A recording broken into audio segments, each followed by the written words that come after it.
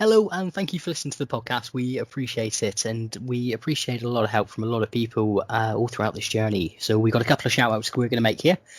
The first shout-out being to Beck Sutton, the graphics designer who is designing our logo. She is the creator and owner of Primal Studios, which can be found on Facebook. Or if you go to primalst.com, you'll be able to find her work there, and she is fantastic at what she does. Yeah, and the second shout out we'd like to make is to Andrew Stanton, composer of the song Escape the Oppression, which is the kick-ass song for our intro. We love the song, we love the dude. You can check out more of his stuff on soundstripe.com, where there's plenty of songs by plenty of other artists as well, where you can license for podcasts. So go check it out and see what's on there and see what you can use. Stay frosty.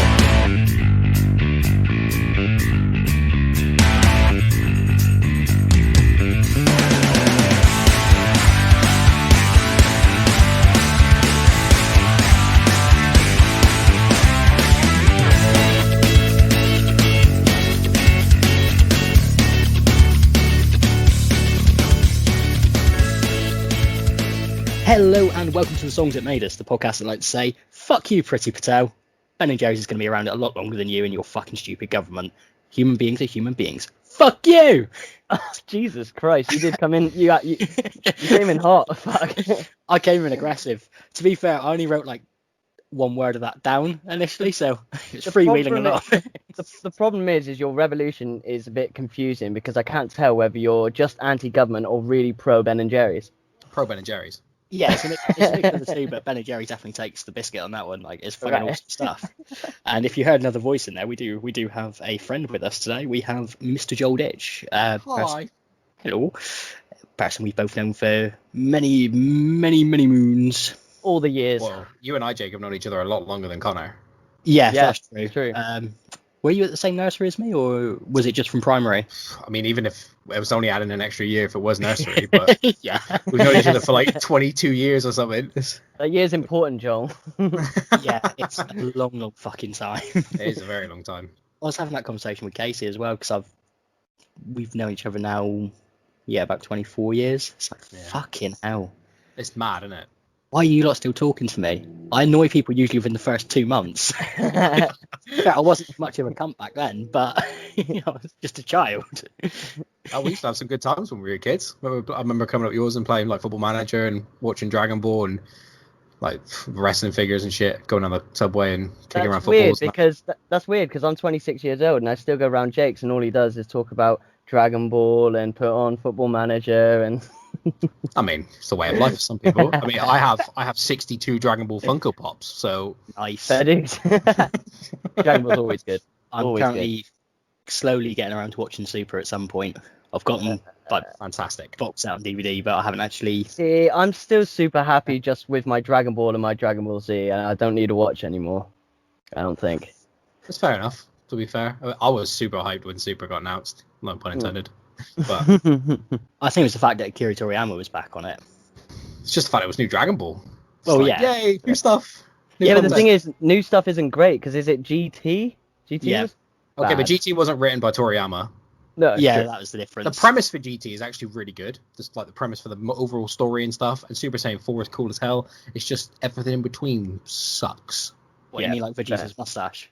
Yeah, we don't talk about that. Controversial opinion, though. I kind of feel that way every now and then about Dragon Ball Z. But anybody who doesn't know, I don't know if we've had this discussion before on the podcast, but I'm way more of a Dragon Ball fan than I am a Dragon Ball Z fan. That's fine. I actually know a lot, isn't it? You dirty bastard. What? That's because you see Goku's cock in the first episode. That's not it. As he's beating up the fish. No, it's because I think the Frieza saga is amazing. Yeah. And then the villains after are not as good. Mine was always the Cell Saga. Cell Saga for the win. Gohan Super Sensu. Do you remember the old AMV with no leaf clover? Oh yeah, mate, AMVs back in the day, like Linkin Park, Metallica, all over Dragon Ball stuff. It was so good. All downloaded from Kazaa and LimeWire. Yeah. Along with 60 viruses and 20 pornos. What's really weird is I have a very vivid memory of going up yours and watching what I now remember to be the Broly movie. But for years, I always remember being like, what was that film Jake showed me? Because I couldn't remember. And then all I remember about it was a big villain in a destroyed town, and I was just like, I don't know what it is. And then I watched Broly, I was like, that's it, that's the fucking film. I But love I it have when a that very happens. vivid memory of that. You watch Connor? I love it when that shit happens. When when you've got a memory of something and you can't place it, and then you suddenly find it again.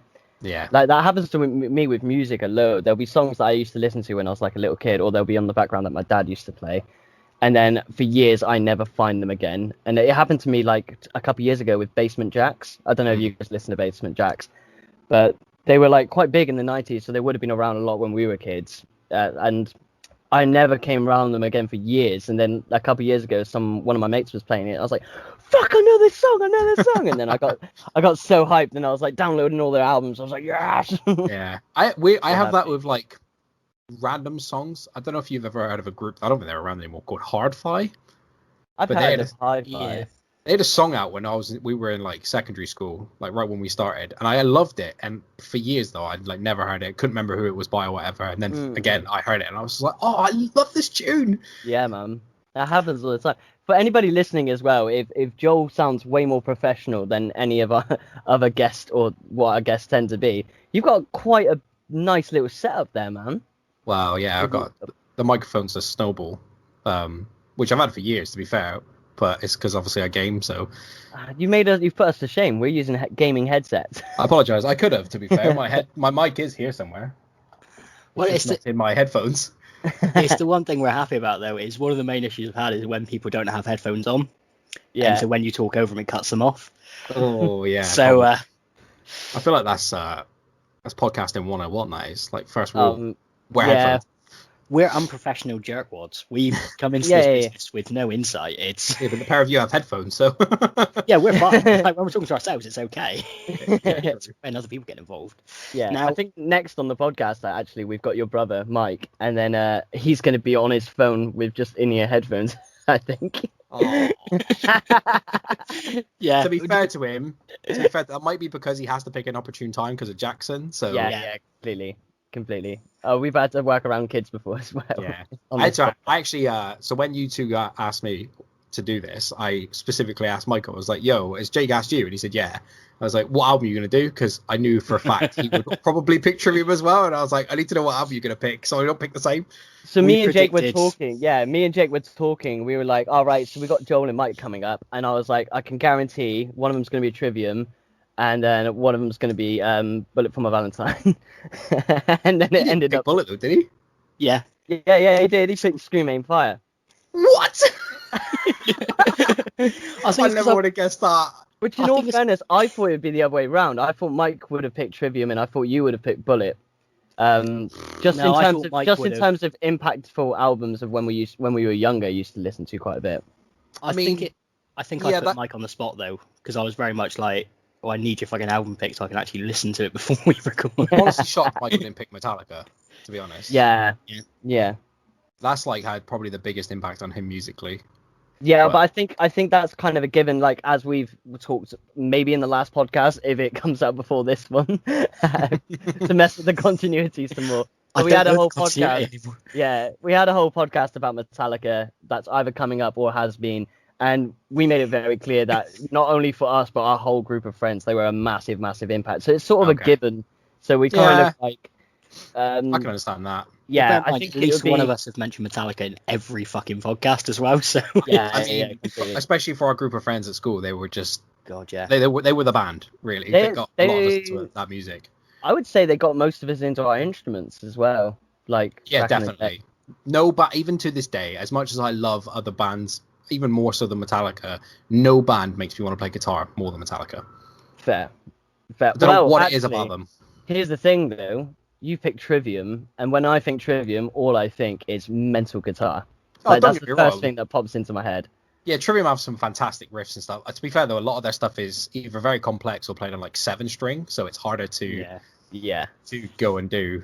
I don't know. I just don't know what it is about Metallica. I can listen to some sick riffs all day long and some sweet solos and that, but nothing gets me wanting to play guitar like Metallica does. I think it's because those riffs, whilst complex, they're fairly easier to do, but they're also always sound so iconic, even if it's not Yes. an iconic song. That's the thing. It's iconic. Yeah. It's real catchy.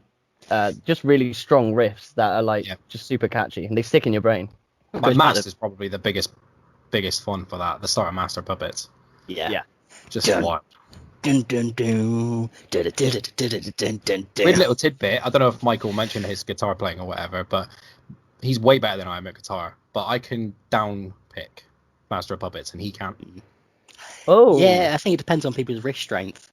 It's because I am terrible at alternate picking, so I've always made a key to just down pick everything. Yeah, I can't do alternate picking either for the most part.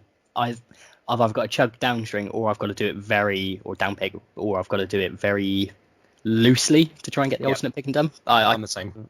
And my wrist just cramps up as well because I'm spent almost half my life playing bass with fingers. So it's I'm just a super mellow acoustic guitar dude, so I just finger pick and that way, mate. So I couldn't even hold a pick. That's cool. You're like the Lindsey Buckingham out of this podcast. Yeah, exactly. Yeah. Now I've got to do a bit of housekeeping before we get on to Trivium.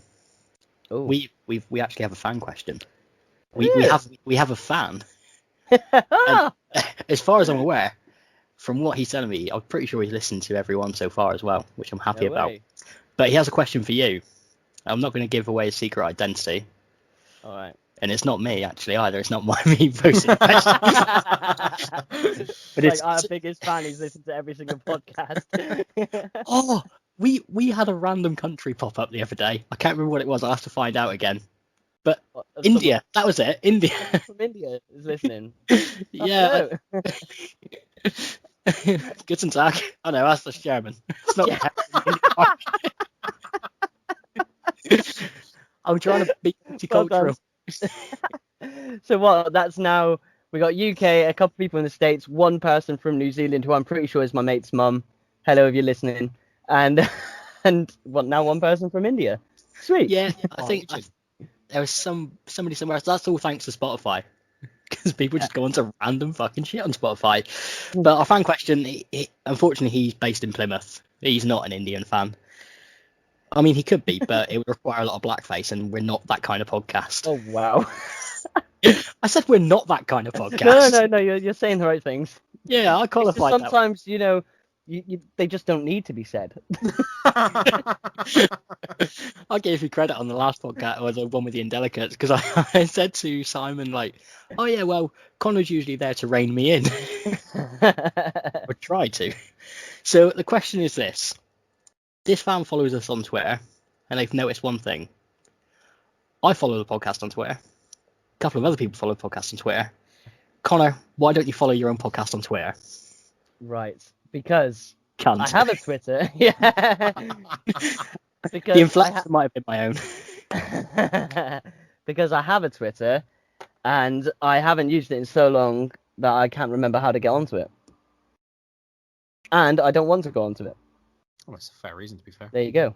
I'll be honest. And also, maybe I don't like the podcast that much. I'm also 90% sure some of that's a lie, because I'm pretty sure you've retweeted it when I've tagged you in. I have not. I might promise you. Would I retweet this shit? It might just be on Facebook. Yeah. But if you do want to follow us on Twitter, though, it's at songs_us, or if you follow us on Facebook, just search for the songs that made us, and you'll find us. We've got a picture of a big little disc, which I'm sure you could see on whatever fucking terrible app you're listening to, or I was going to say watching. You could watch it on YouTube, but it's just that picture of the disc. Don't be too excited. Do that and know you're a better person than me, a bigger fan than me. I don't even think someone asked this question. I think you've used that as a cheap plug for our Twitter.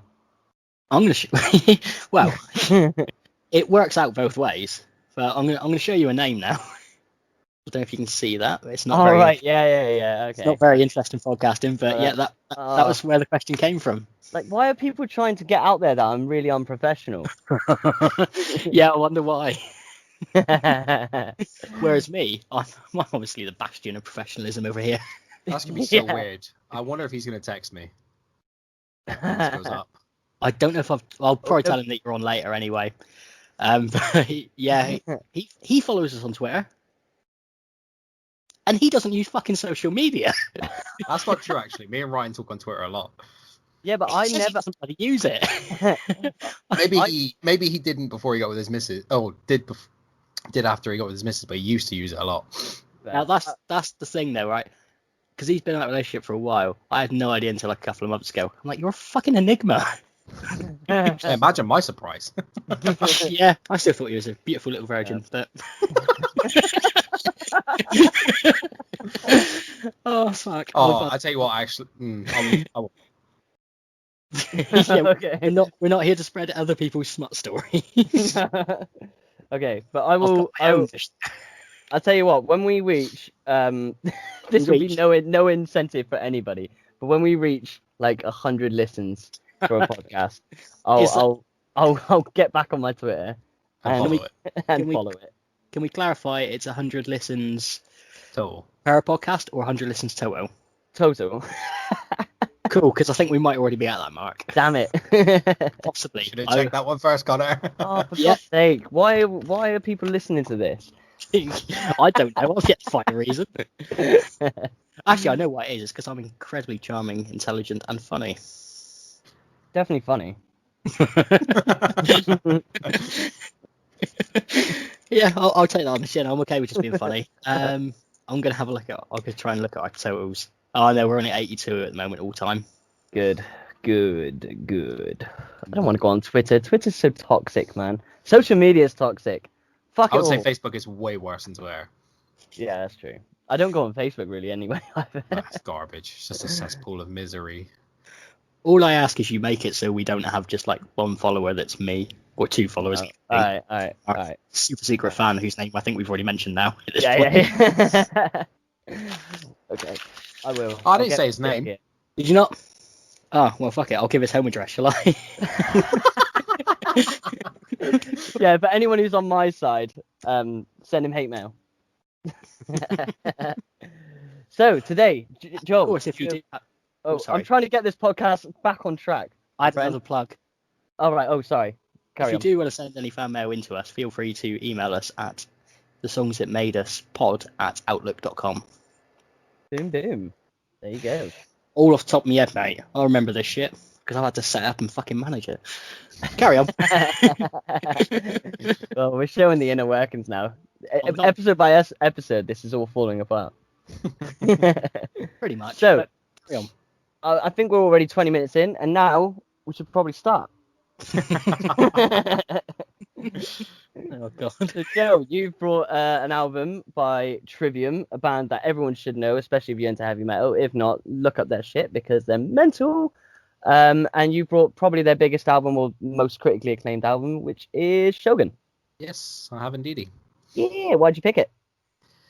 Because, well, they're my favourite band. Mm-hmm. And the song off this album, Into the Mouth of Hell We March, was what got me into them. And then I just think the overall album is a borderline masterpiece.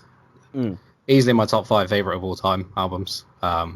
Possibly first. But I will say, to your point about it being the most critically acclaimed, it was up until their album Sin in a Sentence, which is also highly acclaimed by their fans. Those two are now like neck and neck as to their best stuff. Way. Yeah, so but yeah. I personally still think Shogun is, but Sin in the Sentence definitely has its place at the top. So I you're think when I gonna carry on, Jake. I think when I spoke to you the other day, I said like the Crusade was the only other one that I really like remember. Yeah. Turns out I was lying. I forgot about In Waves, so I remember that coming out as well. Yeah. So I think Joe, you're gonna have to be sort of the expert on this podcast because I listened to Trivium quite a bit when I was like a little bit younger, when we used to hang around loads.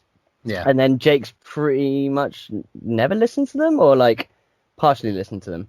I listened to the Crusade, and I listened to a few other bits and bobs. I can't remember. There's a song that I know by them on bass, which I can't remember which song it is. I think it's the one that's got the tapping intro on bass, like Broken One, something like that. Fair. Doodly doodly doo, doodly doo. I'm not sure. They actually have a song on their newest album which starts off with bass, like just a bass intro, which is different for them. Yeah. Fair. But the thing, they've got a load of albums, haven't they? They've been around for a time. Like, didn't they start when they were something stupid like 19 years old? So Heffy was 17 when he joined the band, and then they put out Ember to Inferno in 2003, and they've had, I'm trying to think, 1, 2, 3, 4, 5, 6, 7, 8. They have 9 albums total. Man, yeah, and the talent of these kids when they were that young, man. When you listen to this album musically, it's insane. Like, yeah, absolutely. From an the instrumental guitar work in that, the instrumental part of their music, especially like Ember to Inferno is good. Ascendancy though, you're like, wow, they've got some talent on them. The So singing just- really came into its own in the last like 10 years. Right. So just put into context as well for anybody who's listening, you say 8 albums since 2003. To put that in perspective, Metallica only got 10 albums from 1983 to 2007, Yeah. 2008. So to crank out that kind of, unless you include Garage Inc. in that as well. Yeah, but these Yeah. guys have been churning out stuff, man. Mm. They've been working their ass off, and That's what I'm saying. The productivity to be able to release 8 albums is such. Well, it's and It's from my wild. 17 understanding, years now, but yeah, and from my understanding in the heavy metal scene, at least, consistent as well, as in consistently good, really Yes. good. I remember listening to In Waves when that came out, and I was a big fan. It was a little bit of a departure from what I remember. It was not as hard Hmm. as their other stuff, but still insanely good. He sings a bit more melodically on In Waves, from Yeah, what I and remember, especially It's compared to progressed even this. more so. It's progressed even more so since In Waves as well. The one thing that draws me so much to Trivium is every single album you listen to is different. Yeah, For whatever I'm reason, a it big does- fan of that none as of it well. all sounds the same, and yet they still somehow manage to hit some notes, and you're just like, yeah, that sounds like a Trivium song, even though it sounds different from their other works. Yeah, In Waves was kind of his start to his singing stuff, and then with Vengeance Falls, the album after that, he got David Draymond from Disturbed actually helped Okay. produce that album. Mm. Did a lot of vocal teaching with Heffy, because Heffy has said himself when he joined Trivium he couldn't sing. That's why he screamed. That's why Ascendancy and Ember to Inferno is pretty much all screaming, and the singing on it is good. But when you listen to it compared to what he can do now, you can tell he's definitely taught himself better. Yeah, I think it's this album, Shogun, where he starts to sing a little bit more. Yeah, there's some more melodic stuff in some of the choruses. Into the Mouth of Hell, which I mentioned earlier, and the Yeah. title song Shogun both have some singing. well, I think the Crusaders, when he was doing mostly singing, he went back to Does. Screamo more so for this album. That is true, Or which the- is weird. Which is weird at the time because that was only their third album, and they Yeah. did that album with no screamo just to prove a point, Right. which is weird. They were basically like everybody was like, "Oh, they can only do this and this, blah blah blah." And they were like, "Well, we don't have to make an album that that follows everything we've done before." So they made Well- something totally opposite, and it's all pretty much like 90% singing. I think that's a similar sort of thing to other metal bands around, sort of coming up around the same time as them, because Avenged did a similar sort of thing when they got off Waking the Fallen. Mm. And by the time you get to City of Evil, there's a bit more singing, and self-titled album, obviously, pretty much all Much singing. more. Yeah. Apart from the Rev occasionally talking about stabbing people. Aside from that, Yeah, I love A Little Piece of Heaven. What a tune! greatest Yeah, love man. song of all time. Great song. So But I think it- it's actually just a product of the time for the most part, because Trivium, Disturbed, Avenged, Bullet, they all came out, they all like hit the mark roughly around the same time. Yeah, And I they've think- all kind of done that ebb and flow between their stuff, where some of it's screaming, some of it's not, and Yeah, I think the variation. a little bit. I think the Disturbed were a Disturbed little side bit earlier. 2000s. Yeah, Yeah, 2000. sort of 99,000, and then yeah, but obviously like songs like Strickland that were more around this time, wasn't it? Yeah, Yeah. that would have been on 2006, I think that came out. 2005, I think, because I think 10,000 Fists. Oh wait, was it 10,000? Yeah, it might be 2006. 10,000 Fists. It's around that sort of period, so it fits in the similar sort of time. Yeah. Yeah, Another but big it's song. all this scene of like metal becoming a bit faster, a bit harder, and also a bit more melodic, and that Yeah. all came out around about the same time. And I think these guys like Trivium musically nail it more so than the other bands. I think their talent is insane. Like this album is a very fast-paced, hard album. Like Yeah. it from the get-go. I mean, it actually starts off really calm and serene, and then from about 30 seconds in till the end of the album, it's boom, Hard boom, hitting. boom, Yeah. and they're long songs, they're big songs, and that the way I describe it, like the way I think of it, is it's genuinely epic. It's Like, Iron I- Maiden on coke. Yeah, completely, man. Like when you listen to, when I listen to this album again, to sort of recap, it's kind of like you get pictures of like a massive landscape, mountains and dragons. Well, it's weird you say that though. In terms of like a scale, for the songs, and also one of the reasons why I love it so much, for the songs are about Greek mythology. Yeah, So it does kind of give you that sense of scale of like talking about gods and all this sort of thing. So yeah. I can definitely understand that. thought How- process. If you were talking to someone who's never listened to this album before, how would you describe this album? Oh, God. You come back to Michael Parkinson. No, You haven't respected before. I would say I'm it's trying to lyrically, redeem my professionalism. it's lyrically and topically very, very good. Like I said, there's 4 Greek songs. The first song is Japanese based, so is Shogun itself, and then just a couple of like in between ones. Very, like you said, it's very heavy. Like quite in your face heavy. Some of it, the screaming on it is really good, I think.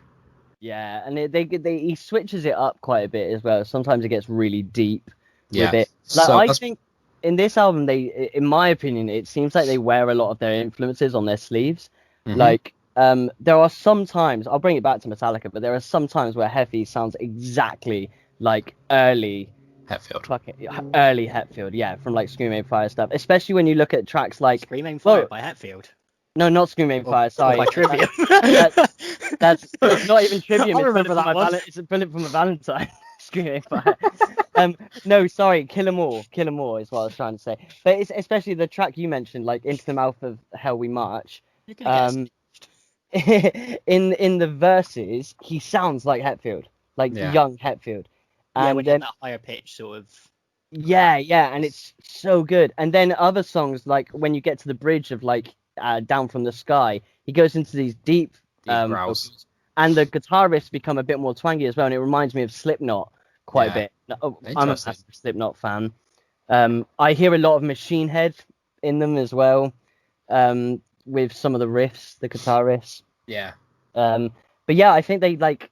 I don't know if they're purposely doing that, but I hear a lot of influence throughout all the songs. I definitely think more so back then. I think influence probably played a bigger part. I think more so now they've definitely found their own thing and the influence that I've heard Effie talk about it before though. He pulls influences from all over the place. He can pull influence from pop music for certain things. Yeah. So, but I think nowadays they've definitely got their own thing and they know how to make a good album and they don't necessarily require that influence they might have needed when they were younger. But just a quick note as well, you mentioned it about the deeper growls on Down From the Sky. I love that part of that song. The bit where he screams annihilate, obliterate. So good. And last year he had his 2 kids. Heffy did. He had to leave a tour mid-tour to go to the birth.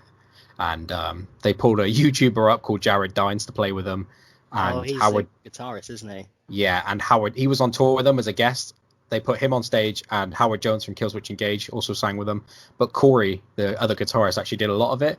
And watching him do Down From the Sky live, because his screaming has also improved over the years, was phenomenal. He nails those growls, and they're just like, sweet, so good. So the thing is about Down From the Sky as well is that part of the song from then on is so different from the rest of the track. Yes. And basically with all the tracks in this album, they're so unpredictable because they constantly change. Like each track will be about like 6 minutes long, and then they're all sectioned out into these little pieces, and they'll go really dark, really heavy into like this quick speed metal thing, into like something else, into something else, and it's like the song structure is very weird on them. It's very Trivium though. They've stuck to that throughout their entire career pretty much. The last 2 albums do the same thing. The structure is still there, and it's just them. It's what Trivium do, and I don't think many other bands, if any, do that really. Well, I think they're very probably. Well anyway. I think they probably draw some influence from bands like Dream Theater, where they have like the random change in time signatures and then random instrumentation at certain parts, but all fitting cohesively. Yeah. But same with Maiden as well. Like they've got a massive Maiden influence throughout their whole album. 100%. And Heffy said that himself. Oh god, like how can you not be influenced by Maiden if you're in a metal band? It's like them and Metallica for me are, if you had a Mount Rushmore, you knock off the other 2 heads. It's just Maiden and Metallica, you know. Which is weird because the Big Four didn't have them. The Big Four didn't have Maiden, did it? No. Well, that's because Maiden were around slightly beforehand, because they released their first album. Well, they formed in '76, and their first album was 1980. Any Maiden fans? You can try and correct me, but I'm fucking right. I know my Maiden trivia. But that does bring me on to a point, actually. I do have one major criticism. Go on. And it's about their cover of Iron Maiden by Iron Maiden, which on the special edition of the album. Yeah. It's a fantastic cover. Apart from, during the intro, why the fuck is the drummer playing double bass? You don't need a fucking You don't need a fucking double bass on that part. You're not fucking Lars Ulrich. You can't Can just I hide answer that behind question it. for you?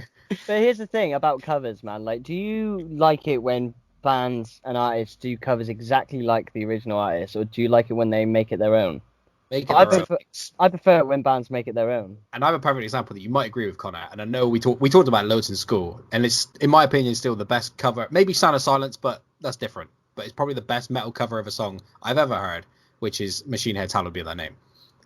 Yeah. Which is They take that pretty song much and note make for it note, Machine Head, and it's so good. but it's still note for note.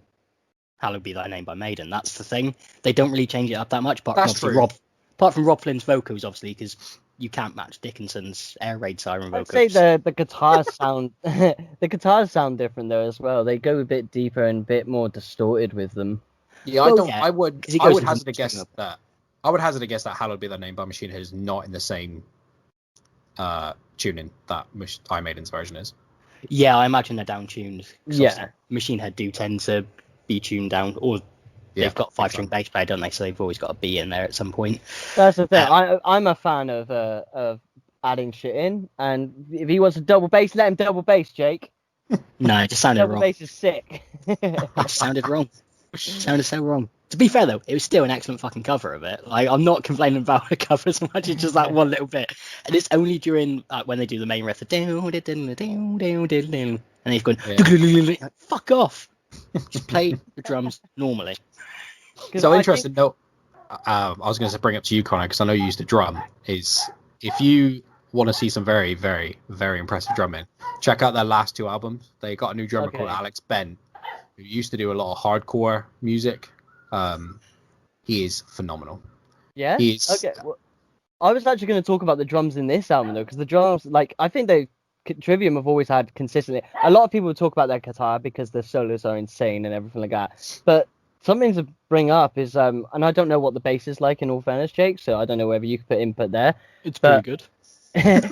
But Was that what you needed? I'm done. Yeah. But in terms of the drums, they're insane. I couldn't dream of playing half the shit on this album. They are good, and Like- Travis on that album was probably his best stuff. It's not probably bad. Yeah. It was his best stuff, but Ben, I think, is a whole nother level.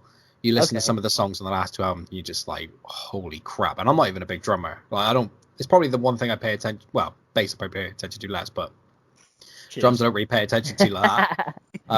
Yeah. But it's definitely eye catching. You're like, wow, that is sick. Worst thing Oh, with man. regards to the bass, Paolo Gregoletto is a very good bassist. He's very solid. He's fast. He's dependable, but he can also riff out like any good bassist should. Yep. He's a random. He'll go off and do his own little thing. Like, I'm pretty sure it's called Broken One, the one with the tapping intro that I learned how to play years ago.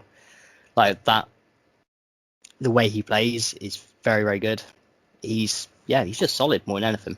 Yeah, But he's he also can- very good at writing music. Him and Yeah. Heffy do a lot of them writing together. Even a lot of the guitar parts, Greg Little can play the guitar. He's come up. They're very good. They got like a nice band cohesion where they'll bounce ideas off each other. There's none of this like to throw him under the bus. Matt Tuck from Bullet for My Valentine. I don't know if you two know about that, but he is very No. much like, we're doing it my way. Yeah. And there's no other way I about it, have heard. It's which like, is a shame. He sees it as his band. Yes, very much Whereas so. There's none of that in with- Trivium. Whereas with Trivium, there's no Lars Ulrich, basically. Yeah, there's no Oh, ego. man. wrong. This podcast is just shitting on Metallica. It's my fucking idea. My idea. Go back and play No tennis, ego. you cunt. It helps that they've known each other for absolute years. You Yeah, know, absolutely, three yeah. of them grew up in Florida. Ben, I think, is in Minnesota or something like that. But yeah, it's awesome, to be honest. They all it's can really sing, awesome. man, as well. They all Yes. can sing. The harmonies all sings. on all of the vocals and stuff in this album are crazy good. Yeah, Like, they- that's another thing is that rarely is he singing alone. Usually just in the verses, I'd say. But for the most part, everyone joins in on the choruses. especially live as well. That's like a big factor with them live. It's honestly, I don't know. Maybe I'm just oblivious to it, but I don't know a lot of bands that have three people singing. You got Matt doing his normal tone, and then Paolo's a bit more of a higher pitched natural singer, and then Corey does the growling side of it, and they all three do it at once on certain choruses. Avenged would probably be the only poll I could Yes, think of off the top of my head. eventually that as well. Yeah. Yeah. But it is saying that Chili Peppers uncommon. as well. Well, I was Flea will about to say occasionally chime in. it's uncommon in heavy metal. Yes, it I'd is. say. I think when you get to more like normal rock and roll or just rock in general, Oh, it becomes a Billy lot more Talent. common. Both Ian Desar and Johnny Gallant both have their vocals recorded on the album as well. but it's mostly Ian's that you hear on Billy Talent. Yeah. But yeah, it's a weird thing. Like especially on recordings, you don't often hear backing vocals from the actual people who are doing the backing. It's No. usually just Mm. one person sings the album, does the backing, records it all that way, and then somebody else does it live.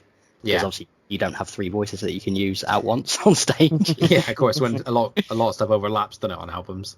Yeah, that's the thing. But that's like one thing I always think is missing as well. I'd much prefer, like, if you're going to record an album, do it the way you play it live. So we'll have the two others go off and do the backing vocals in their booth Yeah. and mix it all in together. It means when people are then watching you live, it doesn't sound as Sound different Yeah. or shit.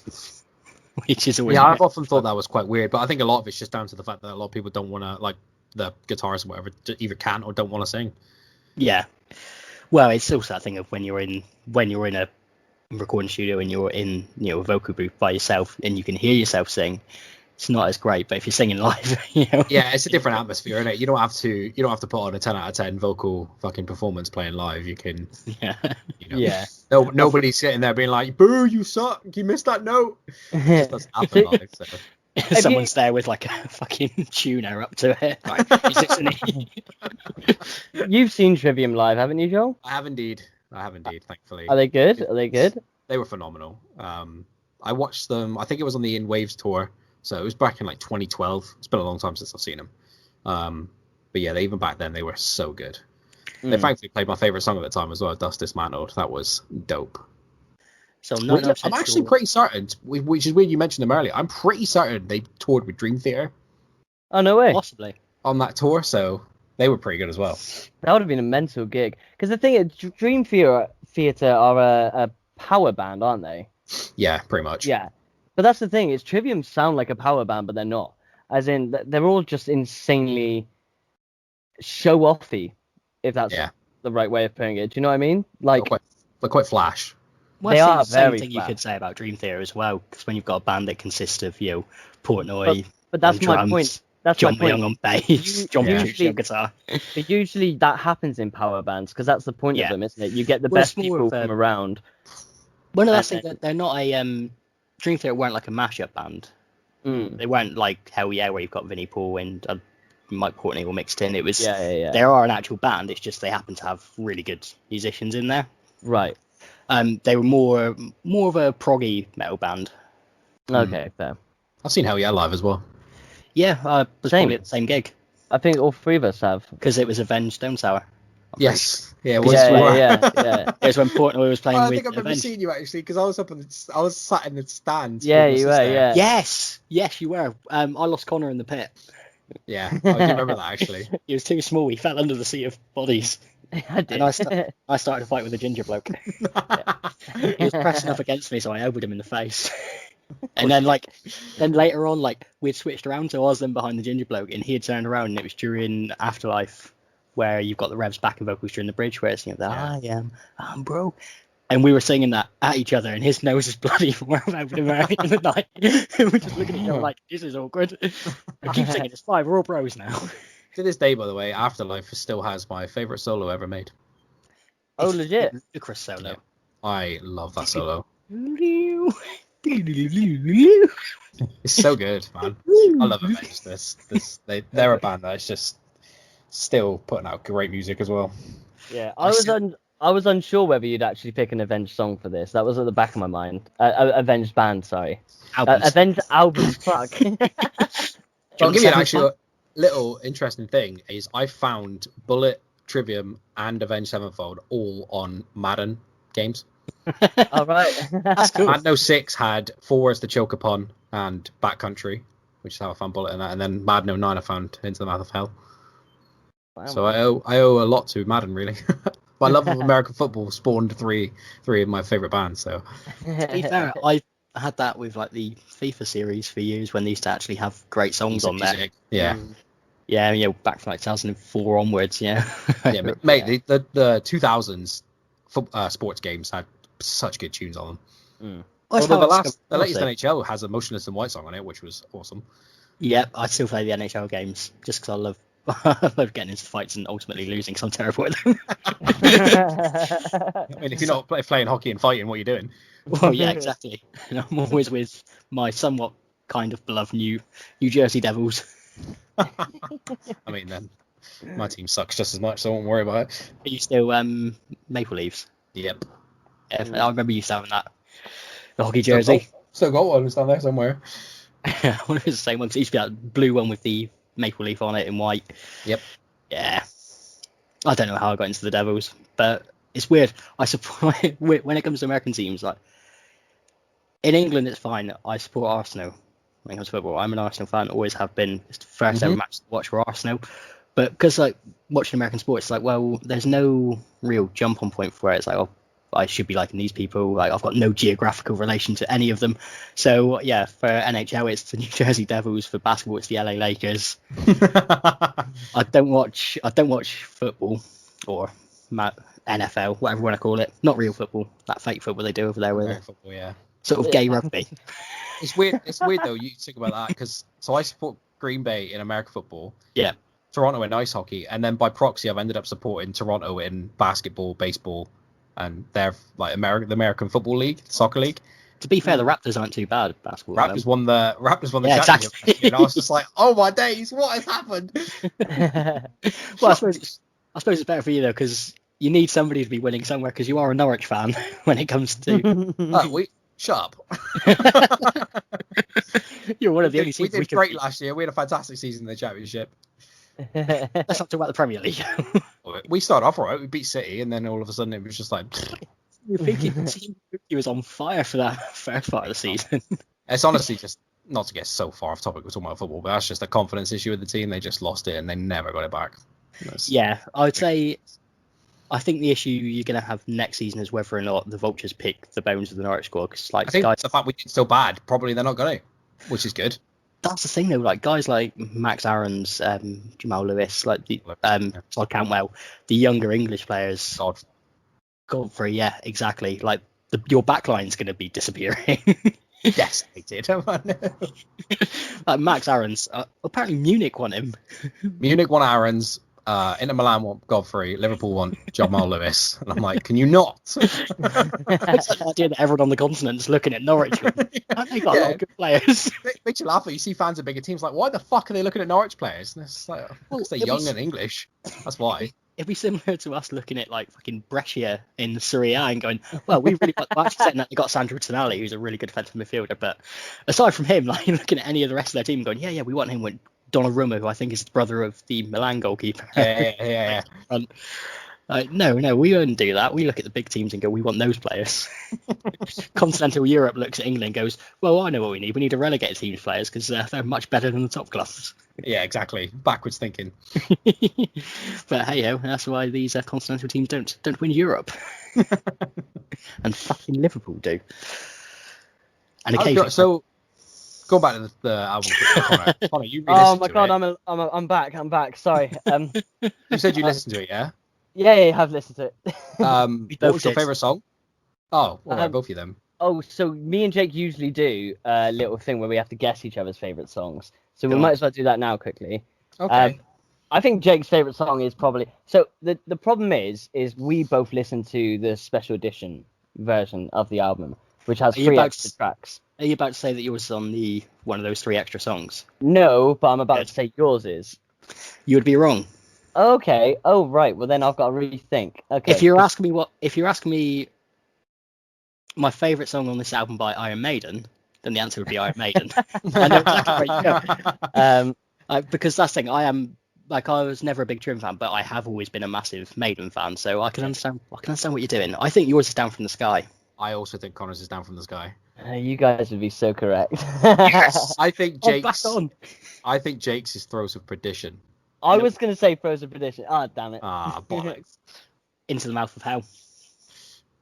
Fair. Is it because of those Hetfield, vocals? Because that brought me Probably. back. That brought me back to good Metallica. Stop shitting on it, for fuck's sake. I did that. I did that for the hell of it. I'm sorry. Change our logo, so it's just like the Metallica logo on the floor with an ass taking a big old steamy dump onto it.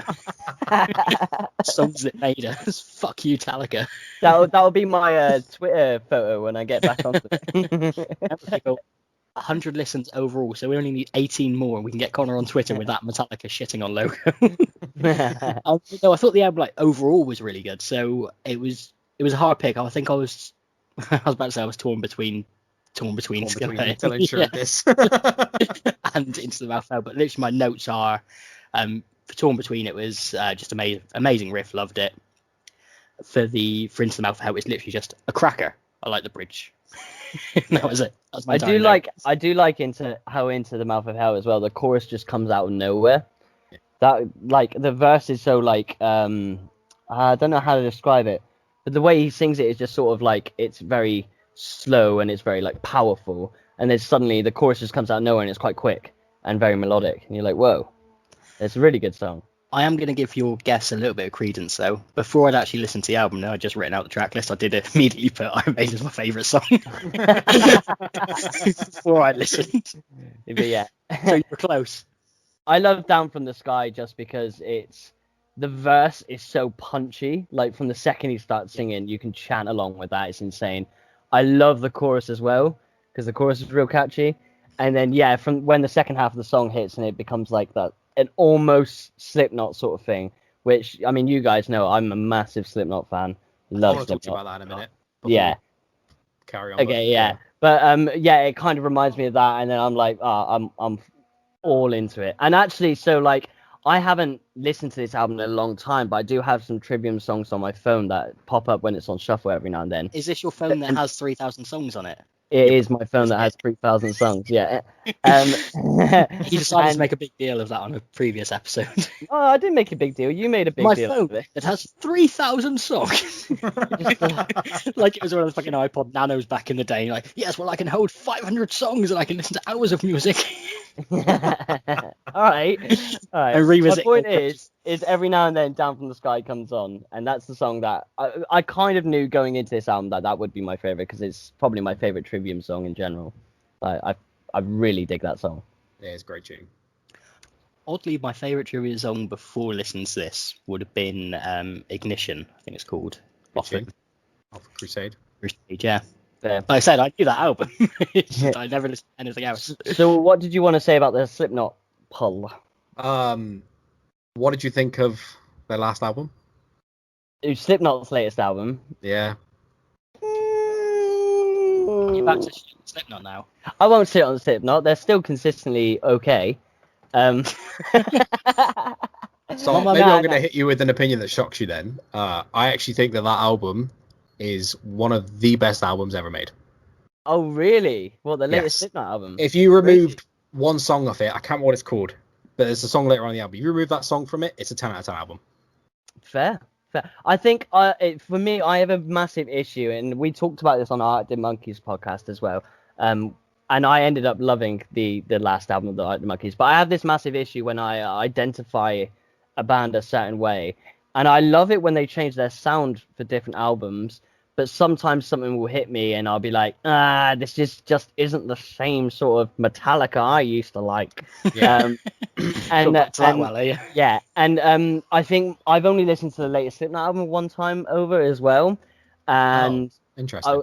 I was sort of like, yeah, it's all right, and then I went straight back to Psychosocial and and all of their other stuff. Because I just liked it. Who thought I was going to be the moderate one here? I like the new stuff, but yeah, I'm still... and with Slipknot it is different because I still think it's really good. It's just maybe it's oversaturation. It's just sort of like maybe I'm just at a stage of my life that I've had enough Slipknot, so I'm happy with the songs I have of Slipknot. Do you know what I mean? I can understand that. That's such a shitty opinion because they can still churn out some of the best music they ever had. Yeah, literally. First thing, Volume 3 is still my favourite. Subliminal Verses. Fair. See, All Hope Is Gone was mine.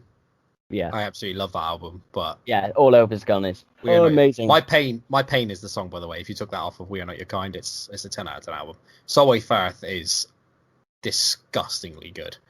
I was going to say, I never actually liked All Hope Is Gone, but it does have possibly my favourite Slipknot song, which is Snuff. Yeah, Snuff is I like great. Snuff, Psychosocial, Sulfur, but Gematria is actually my favourite song on the album. That's a fucking tune. Fucking great song. And you can't beat Corey Taylor, man. Have you heard his new song? No. Oh no, is that the one where he So- comes out with like the Corey motherfucking Taylor belt? Yes, CMFT must be stopped. Yes. He did a song with Kid Bookie and Tech Nine, and it is very good. No way. Yeah, Okay. definitely check that out. It's very good. Sick. Yeah, How he's good the. does he want to be though? He has Slipknot, Stone Sour, and now his own album. Yeah. Well, Stone Sour have been effectively killed off now. Yeah, I haven't known from them for time. One last thing, he's actually come out and sort of said they are on, indefinite hiatus, Yeah, which it's is not damn. surprised to be fair. Yeah, there wasn't really a lot you could do with Stone Sour whilst Slipknot is starting up again with new members, or is Yeah. coming back to the fore with new people in there. Yeah. Which is always a shame. I do miss Joe Johnson's drumming, but Fuck can't yeah. be helped. I also miss Paul Gray's bass. He was a phenomenal bassist, but because he always played in fucking drop B, it's always hard to actually hear the bass properly. Yeah. Fucking But pain in it's the ass. Corey Taylor, man. Every project he gets his hands on, he fucking nails it, man. He's like, Yeah, He's gold, isn't he? Huh? So Shit's gold. yeah, he does. literally, so the last couple of years or so, I've started discovered that I really like reaction channels on YouTube, like reactions I'm and the stuff. same. I think it's because we're old. I like watching someone who doesn't listen or watch to things that normally watch something else. So I You found watch this like the hip hop YouTuber. reacts. Yes, there's a YouTuber Yeah. called Alex Hefner, and his whole thing was hip hop head who he used to love rap and all this stuff, and he started listening to metal. Like his first song, one of his first songs I've was watched his Master of YouTube Puppets. videos. It's really good. He's so good, and to be honest, he actually gave me like a different outlook, because even within metal itself, a lot of stuff I would just dismiss. I'm like, I don't want to listen to that, that's whatever. He was just like, just give things a chance. He brought such a positive energy to all of his videos, and it kind of rubbed off on me. And now I'll give so many things a chance, and I've discovered so much new metal music that I fucking love because of it. I actually watched a guy who does the opposite as well, who was a metalhead. I can't remember his name, but he was a massive metalhead who reacts to rap Yeah, and R&B, and that's really interesting and really cool as well. Other good It's ones so good. are like Vocal Coach Reacts. yes, I watch a couple of them. Mhm. Yeah, you've got like Beth Roars. I Yep, can't watch remember, her. I can't remember what the other one's called. There's another woman who does it as well. Rebecca? Who's yes, the vocal athlete. Yep. Yep. And there's also a bloke who I think he's called Sam, but I can't remember what his YouTube account's called. But that's the one I think I watched first. But yeah, no, they've all got fantastic videos of reacting, and I tend to pick the songs that I like because I'm just there like. So like when you see them reacting, all of them reacting to "Hallowed Be Thy Name" from 1983 or it's so. so satisfying to see people coming to stuff that you know so well, and it blows their mind. You're Yeah. just like, yeah, I can't believe you get to hear this for the first time. It's And just then the it moment kind when of brings Bruce- you back. It's just a moment where Bruce does like the 20, 21, 23 second hold during the intro of "Hallowed Be Thy Name," and they're all like, "How much fucking oxygen does this guy have?" Same thing. Hefner reacting to "Giving Up" by Linkin Park, and Chester's like 18-second scream, and he's just God, like, yeah. "What the fuck?" Yeah, yeah, man. But I'm Like, going to bring that this is- back on. Oh, carry on. I was just gonna say, on topic, weirdly, Hefner reacted to like a bunch of Trivium in a row, which was awesome for me. I was like, I'm so glad he likes them, and they actually invited him to a gig. He got backstage, met the band and everything. It No was way, so that's so cool. You know what you need to Yeah. do now? Yeah. Pretend that you're Yeah. not a metalhead. Yeah. But that would funny mean enough, a haircut and a beard trim. oh, no, you can just trim the beard. You can leave the hair. You can still have long hair and not be a metalhead. Beard never comes off. No, it's been there since you were 9. At this point. I'm not Pretty far much. off. No. You're not far off, no. I've That's been the clean thing. shaven since I was 14, so you're not far off. So I've recently gone back to the world of being clean shaven after I decided to change up my appearance. Never again. I can't, because when I do, I look 16. So You look good with the beard anyway, so thanks, why mate. don't get rid of it. Cheers, Mine mate. still grows shit. So I either Just alternate keep it between I either just leave it really scruffy, but that's usually when my hair is more of a mop than it is currently, or I just leave a chin strap. Yeah. But I've been reliably informed by my best friend that having a chin strap makes me look like a wanker. So that is now. And I'm pretty sure Connor could guess who that best friend is. Yeah. She's very vicious and mean to me. But so now I'm now clean shaven for the most part. Oh, and that might be her texting me now to tell me that I do definitely look like a wanker. She's texting No. you going, remember, no chin strap. No, that was our number one fan texting me. Because I sent him a message just saying, I've asked you a question. He was like, what was the answer? But tell me that. Why is he so? Why does he care so much about this? I don't know, but either way, I'm just happy that he listens and he's listened to all of them. Thank you so much. But I'm gonna go back on topic as well, which is odd for me because I usually continue the tangents in odd directions. Now this is purely because I want to show off my smarts, if that's okay. Yeah, all right. Feed your ego. Thank you very much. So one of the things Joel mentioned earlier on, which pissed me off because I wanted to be the first one to mention it, was that four of the songs on the album are about Greek mythology. Yep. Now, some of the names will be familiar to people who've read the Odyssey by Homer, or the Iliad, things like that. So the first one is torn between Scylla and Charybdis, which is about Homer's choice of either facing a giant whirlpool of death or a six-headed monster. It's so weird you made notes about this, by the way, because I did the exact same thing. Colin's the only one who never turns up with a notepad. It always I specifically made notes about these 4 songs and what they're about. Yeah. So I did as well, 'cause as soon as I saw that name on the second song, I was like, I know this because I've read the fucking Odyssey. I've read the Odyssey. I know this too. I don't need a notepad. Stop throwing me under the bus of unprofessionalism. All right then, Connor, what's Like Callisto to a Star in Heaven about? I'll tell you what it's about, Joel. Go fuck yourself.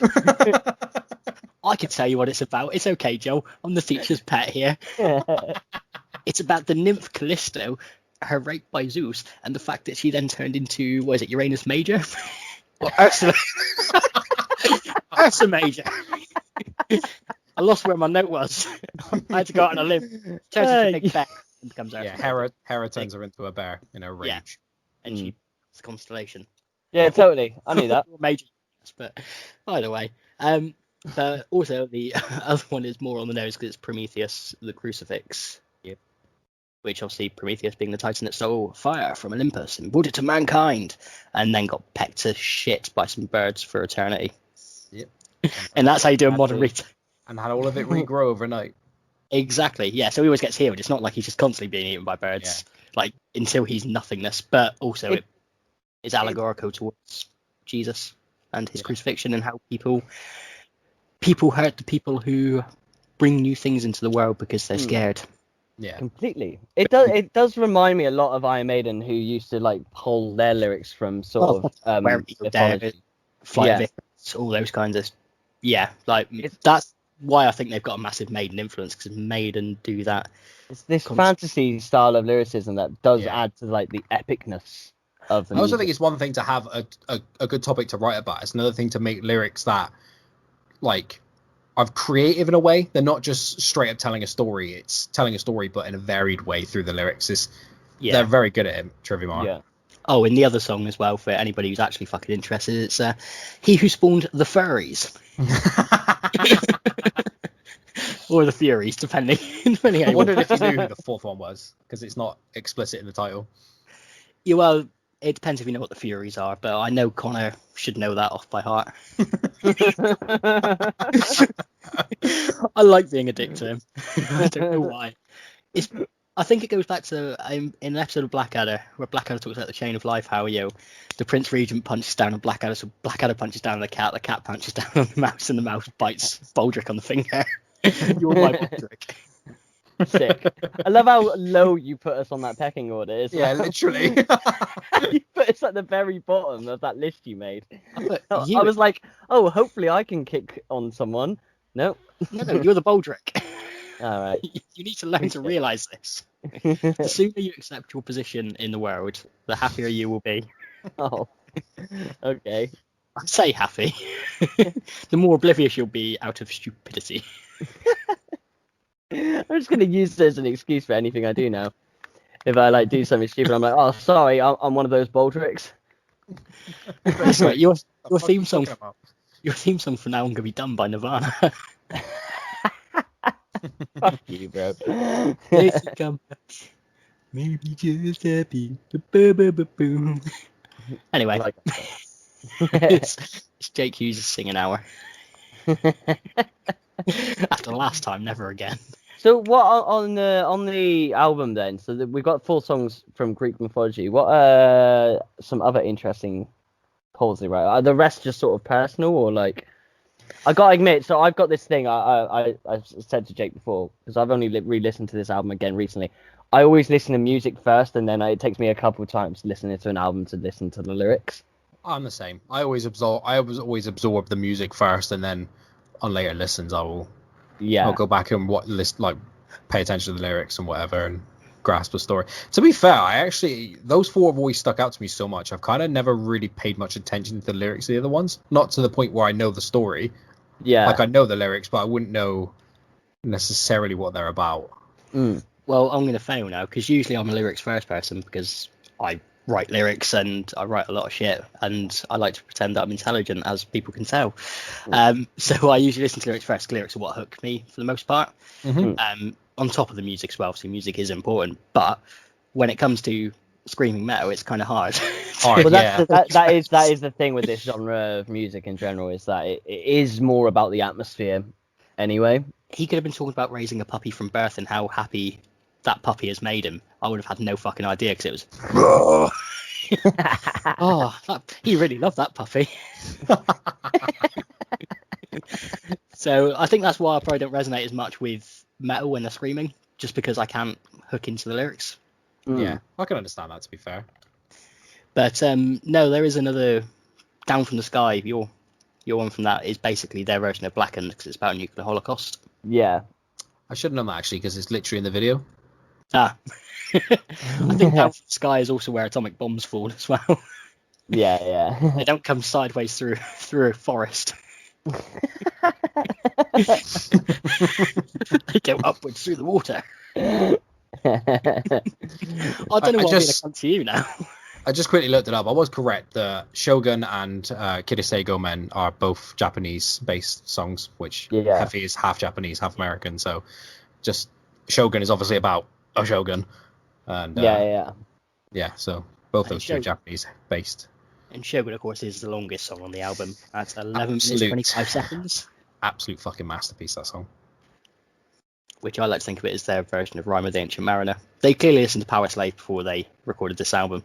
Like, right, how can we do our version of Power Slave? Yeah. We'll make it about Japanese. At the time I heard it, Shogun was the longest song I'd ever heard. So for me, like, having an 11-minute song was weird.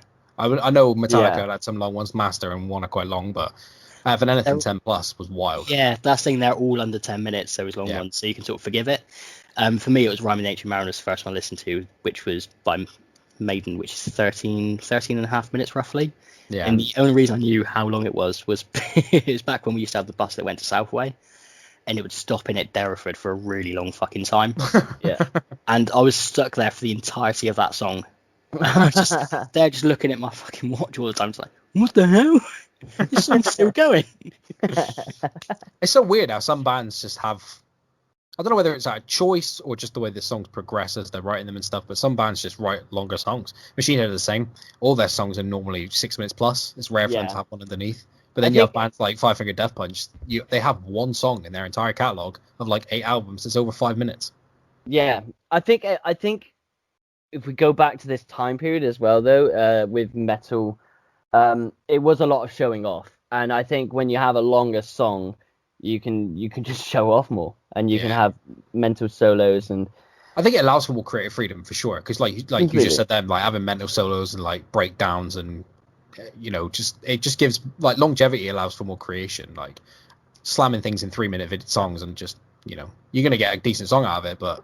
Completely. And I think it's also about being anti-commercial, because the longer the song you have, the harder it is to get out there, because you've got a commission getting a 10-minute video onto MTV or some shit like that.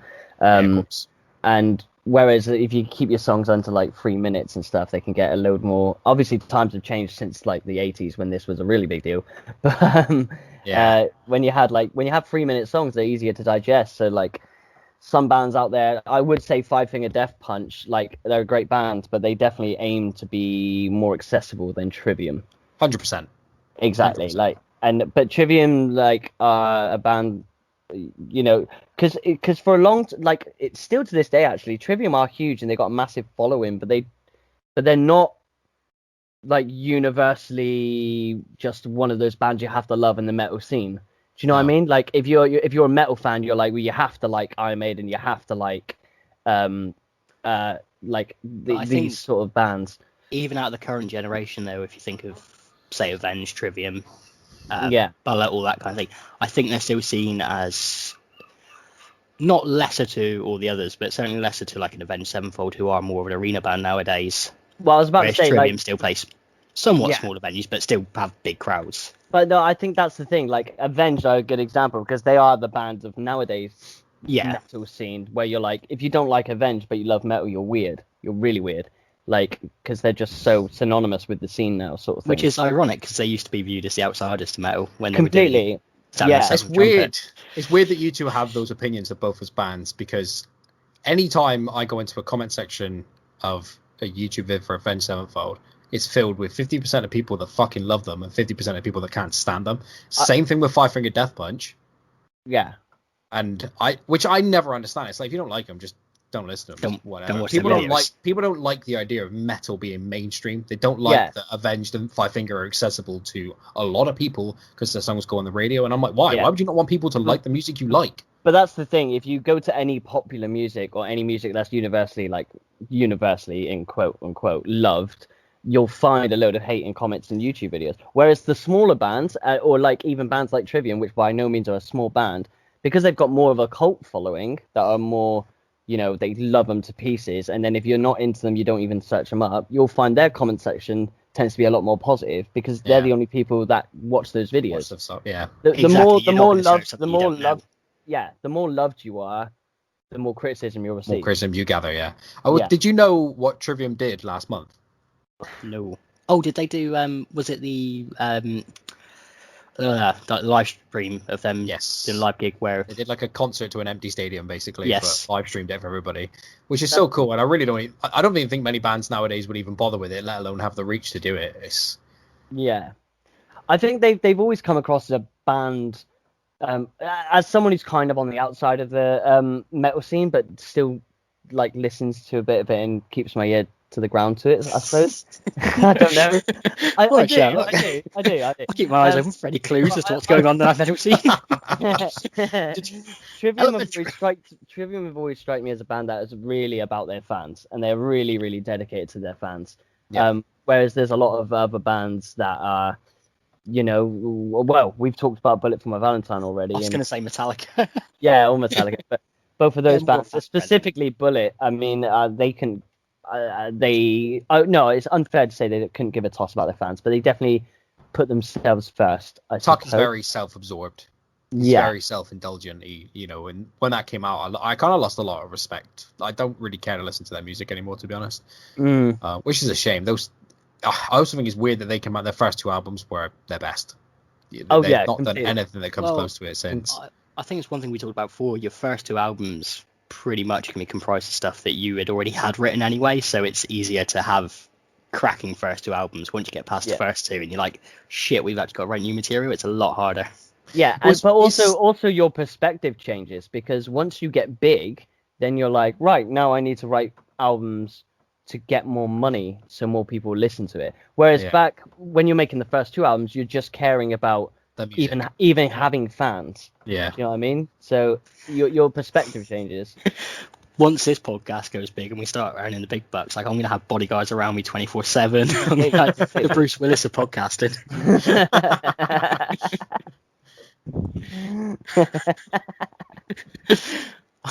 Colin's going to go crazy. He's going to be like in a chauffeur-driven limo everywhere he goes. Clearly, I'll be so up myself. You're going to go like you're going to go like full Rapper. You're going to get like the gold-plated teeth, the old grill going on. One thing about metal in general, specifically with their fans, is people for some reason they clamor on all the. If a band makes the same sounding music every album, they don't like it. But when they change, they don't like it.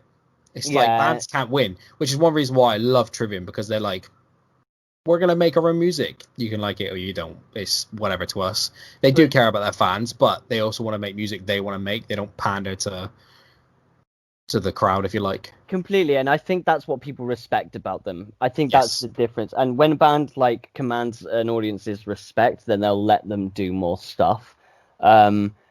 But also, it's also to do with the impact you made and everything like that. Like, people would lose that because Disturbed for me are a band that have always done the same shit all the way through. But they've always been good. Yeah, but they've always been good. It would Yeah, I be love that weird. stuff. People would go mental if Disturbed suddenly changed. Yep. Um, Totally agree. and that's because their notoriety, though, because they've made their whole living off of that sound. Well, you say that though.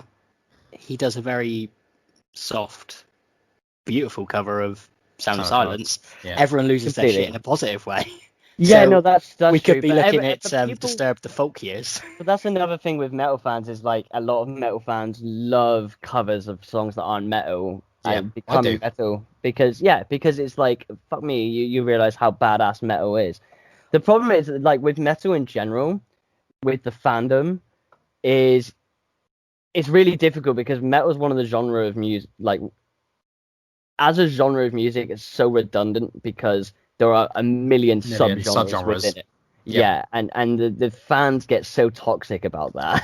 I don't understand why. Just Yeah. enjoy the music. It doesn't fucking matter what subgenre they're tied to. It's so dumb. I know Yeah. I know exactly why it is. It's similar to the punk rock scene. So punk rock doesn't have as many subdivisions as metal, which has a billion subdivisions. But you have like the ska punk, you have pop punk with shit wankers like Blink 182. But hey ho, or Bowling for Soup, or whatever. But the punk fans are similar as well. It's usually less about when a band changes musically, though. It's more about when a band signs with a major record label. And it's like, well, surely if you like these people, you want them to have money so they can keep pushing out the albums that you like. Anti-Flag went through a lot of flack when they signed for the major record when they did For Blood and Empire. But For Blood and Empire was still a massive critique of capitalism, corporations, the government. But people see it in a punk sort of view as people selling out. Exactly, and the same with Against Me as well. They got a lot of flack for it.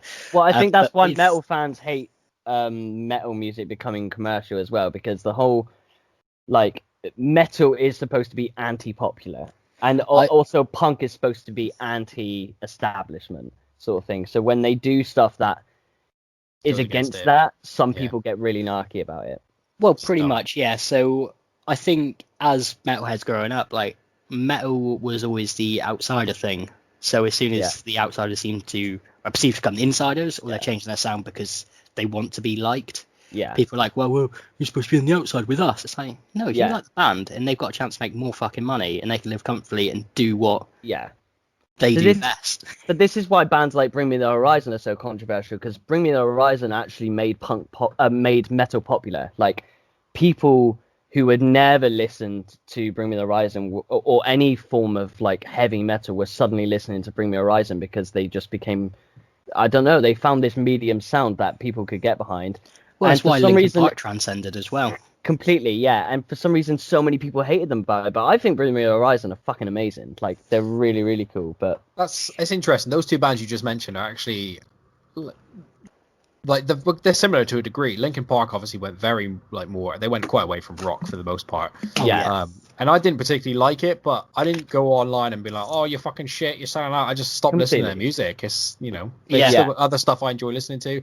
Bring Me the Horizon are the same. He obviously, Ollie fucked up his voice, fucked up his throat. Which is why he doesn't scream as much anymore. And people that go online and be like, oh, why can't you scream anymore, blah, blah, blah. It's like, you don't understand. The dude's still got to live. Like, he can't go out there and hurt his voice just because you want him to. And the thing is, he's got a good singing voice as well. He does. Like, I like Ludens and Parasite Eve, they're two newer songs. Yeah. They're quite more like electronic-y, like sounded and stuff, but I think it works really well. Yeah. The bottom line, if you're not a vocalist, and Connor's the only one who can claim any sort of legitimacy in singing out of any of us. I know my voice is shit, and we're from exactly the same area, me and Joel. So with something in the water down here, we don't produce singers. I love how singing is down to what area you grow up in. Yeah. There's those South Way lot. They've all got beautiful falsettos. Look like scum, but sing like angels. They're like the old castrati from Italian days. But if for vocalists, screaming, I'm not going to say screaming is the hardest thing to do. That's the issue. Screaming's a very easy thing to do because it's hard to do safely. It's hard to do safely because if you're not pulling from chest, or you're putting too much distortion on it, you're putting too much pressure on your vocal cords, that will Yeah. fuck them up. You will get polyps, you will get things like that. So your Well, throat is gonna get fucked if you can't do it safely. we talked So- about that with Metallica as well, and he didn't even do that harsh screaming. Yeah. No, but it was Well, Heffy, Matt, Shadows, and Ollie have all fucked up their throats from singing. Yeah. From yeah. screaming. That's why Chad's obviously ended up getting vocal lessons so he could sing more broadly. Yeah. Parkway Drive singer Winston, the exact same thing. He didn't actually fuck up his voice, but he knew he was screaming wrong. And Yeah. he went and got lessons and sorted out. He made a very big point to sort out how to scream properly, which has allowed him to do it But for that's the the rest of thing his as career. well. A lot of metal singers for a long time won't get singing lessons because they don't think it's right for them. But actually, there's some amazing metal coaches out there 100%. for metal singing that can teach you how to do all that shit safely and not fuck you up. Yeah, I mean, there's no, I don't for what? Why would you not do it? Why? Because it's weird to get singing lessons. Well, I don't know why they view that, but like, Well, surely it's it makes more because sense to preserve your career. Yeah, but singing lesson has, like, in general for the average person. I'm only speaking for myself here, the way I used to view it.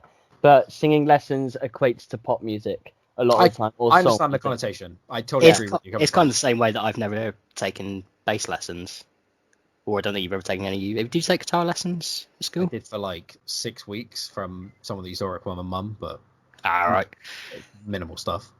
But it's that sort of thing where you're like, I don't need lessons. I'll work up on my fucking self. Yeah. And I think that's the attitude that metalheads have. It's like a weird stubborn kind of pride thing, and I'm just like, why? Just It get was, lessons. it's again the about idea of being being anti-popular, DIY, isn't it? Yeah. The thing is, well, Anti-popular though, DIY. if you don't want to get guitar lessons, you can pretty much teach yourself. It's not an issue, but Yeah. singing, that's your career. Your voice is your career. Yeah. If you fuck that up, you could Yeah. lose it. And in an I, instant. But I and think the when thing you're is, young and arrogant, you don't realise that Yeah. until But it's too late and you do have fucking polyps that need removing. but also, like, it's different as well because, like, with guitar and stuff, there's plenty of YouTube tutorials and everything like that, and you can find YouTube tutorials for singing, but singing is a really personal thing. Like, You don't it's get the same so- kind of feedback that you get when you're doing like video lessons for guitar, because you can hear instantly on guitar what sounds right and what doesn't. Yeah, and everyone's Vocals voice is hard. everyone's voice works differently and everyone's voice is different, and if you try and sing like someone else, it 9 times out of 10 doesn't work out. Just And have- that's just why have- vocal coaching ends up being so expensive, because it's so personal and it Mhm. works for you. Just out of curiosity then, Connor, because am I right in saying that you did have vocal coaching or a little bit of vocal coaching when you went off to in your own little world? Yeah, so when I went to drama school, I had like a tiny bit of vocal coaching. That was more to do with accents and stuff, but it was also like a fair amount to do with singing. Yeah. And then, luckily enough, since then, because of my career and because of what I've gotten into, I've worked with some amazing singers, and who have been like super taught, and like they know their shit. Like they could have a diploma in singing, and they'll just like give you tips here and there, because they'll be like, "Oh, I hear you sound really good, but you're pulling too much here, or you're just giving down too much air. Just calm down on the air." And it's a very personal thing. Like people can hear around you and then go, yeah, and by no means, like, I feel really confident in singing. I probably feel more confident in singing than I ever like have drumming now. Like I would say I'm much more of a singer than I am a drummer now. So But the question I was going to ask though Oh, would be, okay. do you know your actual vocal range, whether you sort of you hit a higher range or you hit a lower range, I like baritone, don't- falsetto? I don't know it note for note, but I know I'm a tenor. But I've got really decent falsetto, really strong falsetto. I can do like your Led Zeppelin stuff. So I was going to say, somewhat surprisingly, my voice is best as a falsetto if I do intend to sing. I Yeah. can hit, like, despite my very scummy accent, I'm halfway to Southway, you know? Yeah. No, I can hit, like, the John Frusciante kind of notes occasionally. Very Yeah. occasionally. And when I do, I get so surprised that I can't continue it. I go, I've done the backing vocals really well. He's like, oh, I can't believe I hit that. I'm Yeah, pretty like- much the opposite, weirdly. Deeper singers are more my tune. Yeah, fair. I mean, I love singing low. That's my favorite. Singing low is so much more fun. Singing high sounds way more impressive, but singing low is actually just so much more fun. And I Yeah. think a lot of the time it sounds better. To be fair, though, you don't need to sing to be in a very popular music act. Look at Tom Waits. Completely, yeah, So well. completely. So well. And also, like, I will say, How he is that sings. just because I'm lucky enough to sing a lot for my career now, but I am by no means a professional singer, or like I don't like there are people I know that will run rings around me with their musical knowledge and their singing ability and everything like that. But yeah, just from what I have learned and from what I understand, it's just it's a very personal thing, and like the voice is so fragile, stupidly fragile, and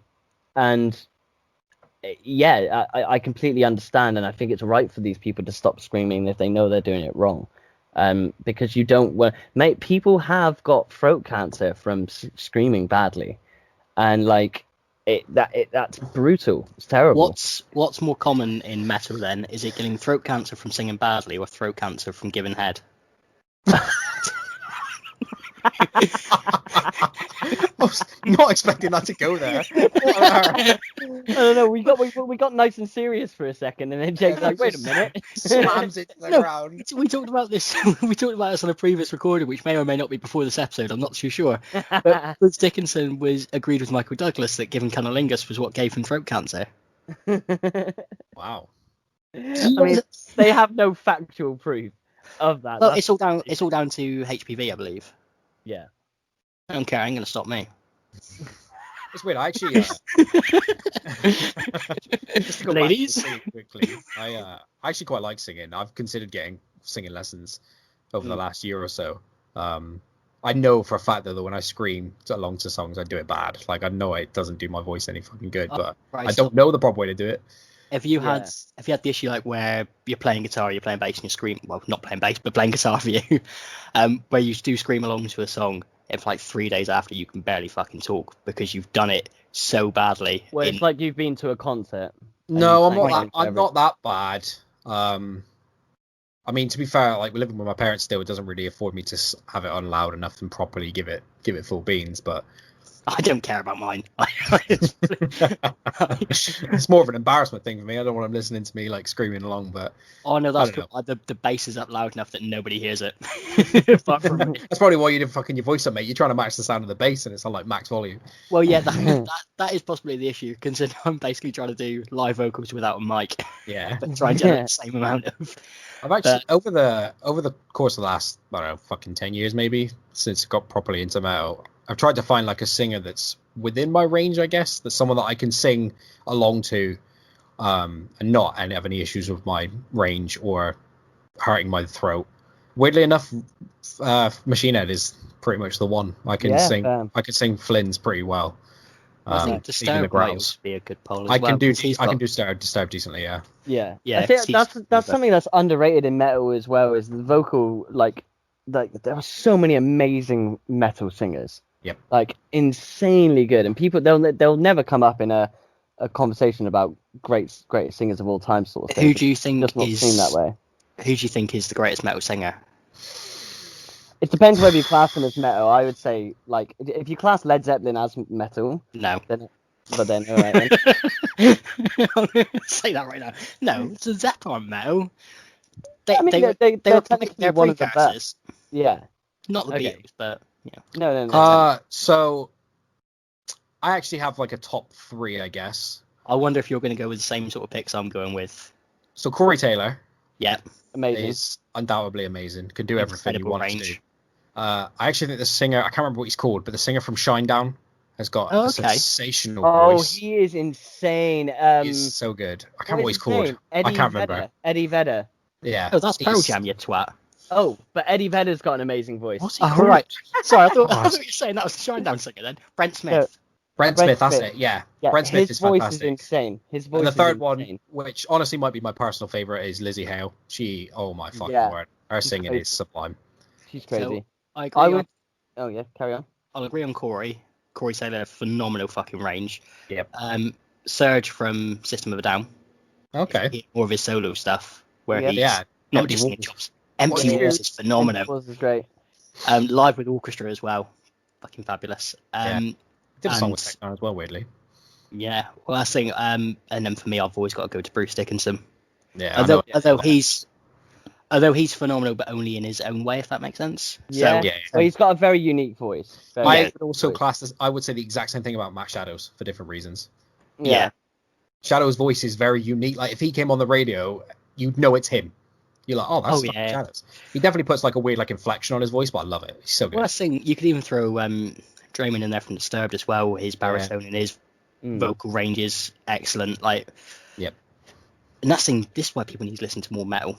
So Which, in terms, to be fair, I've neglected for years myself. But aside from that, in terms of just general singing, like not necessarily being amazing at as a metal singer, but a genuinely amazing singer in general. Like the guy from Shinedown is a great pull. He could sing any genre. He's fucking insane. 100%. I've watched a lot of his like videos live and stuff. He's unbelievable. I suppose Pearl Jam are more grunge, so you can't really say Eddie Vedder, but he's absolutely amazing. And then from the Used as well. Well, I was about to say, would you class Audioslave as dipping into metal at all? Yeah, I would. Yeah. Because it was Chris Cornell who was the singer for Audioslave, wasn't he? And he was unbelievable. Ooh. Like also from Soundgarden as well. Like Chris Cornell had the most amazing voice. You just made me think of the guy from Alter Bridge. Also has a sensational voice. Is that Mark Tremonti? No, what's he called? Why am I thinking Mark Tremonti? What the fuck's he called? I've totally forgot what he's called. Give me 2 seconds. I'll have it. No, Miles Kennedy. No. Miles Kennedy. Oh, yes, Mark Tremonti's the guitarist in the band, isn't he? I think. Yeah, I think so. Yes, he is. But yeah, he's also very... There's just so many, like, for different reasons, there's so many metal musicians, like, singers that are just so good. Fucking totally forgot about him. Fucking, I don't know how much Motionless and White you listen to, but Chris Motionless' range is sensational. He is so good. I was going to go... Motionless in White? Right, I don't know him. I was going to go Lane Stanley from Alice in Chains. Yeah, but that's more grunge as well. But he yeah, it depends how you. Good. I mean, if we're allowing like grunge involved into the metal and that as well, let's just allow every music genre. Because I know, like he's not necessarily amazing, but he always impresses, which is Dave Grohl. Like, because Dave Grohl can sing metal, man, and he can also sing rock, and he's got a deceitfully really high voice, and it doesn't sound like it. As I said before, though, just high doesn't necessarily mean good. No. It's what you can do with it, which is where those other singers we've mentioned come into play. Like the guy from Disturbed, Draymond, you said? David Draymond, yeah. Yeah, he's not got the most amazing range, but it's the way he sings is brilliant. Yeah, and that's why his voice to his technical ability is great, and that's when it becomes a really, really good singer. Well, I think he's one who was more of a classically trained singer anyway. He is. Yeah. Is that your cat? Yeah, China. She's just staring at me. I want to throw him in there, but it's for a specific 4 albums. But Hetfield's voice between And Justice and Black Album is so good. We mentioned it in the Metallica podcast as well. I imagine you did, yes, of course. But his voice was excellent. His voice was really good. It was really different, and it worked for thrash metal so fucking well. It was insane. I would say hands down, he's probably the best. Not the best metal singer in terms of technical range or classical trainer. Best metal frontman. Best metal frontman vocalist at that time, purely for how much aggression he had.